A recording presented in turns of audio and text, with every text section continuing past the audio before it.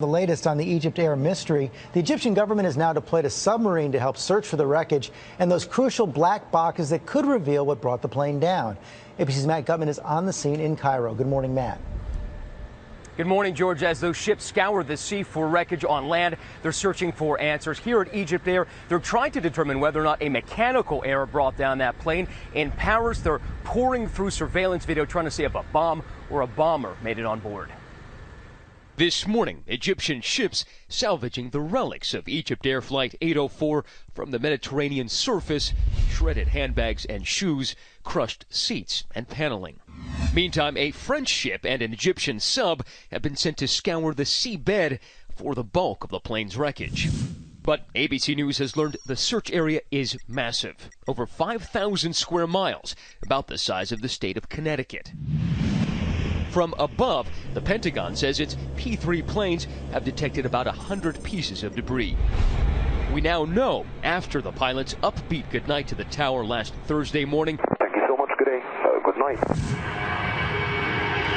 The Airbus A320's data transmission system, called ACARS, began sending warning messages to the pilots and ground facilities. One reads, smoke, laboratory. Then avionics smoke. That alert indicating a possible fire right under the cockpit. One thing we don't know, if there was smoke and fire, is how it got started. So it is still possible that this could be some sort of a terrorist act, something that exploded in the airplane.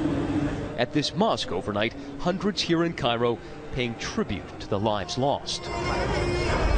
This morning, Egyptian officials telling us their focus is recovering the bodies and those all-important black boxes. Is Egypt going to ask for additional outside help in order to locate them? If it's necessary, we will do that.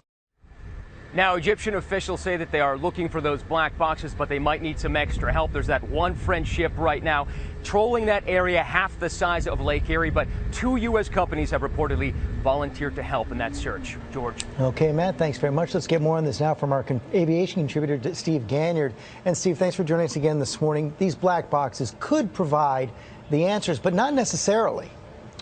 Yeah, George, one of the things we're concerned about is that you remember these two independent sources of data, the ACARS and the ADS-B that were being transmitted from the airplane, both stopped at the exact same instant. So there's a concern here that if there was a total electrical fire, some of that really valuable data that was supposed to be transmitted to the black boxes may have been cut off as well. And what could we learn from the other debris?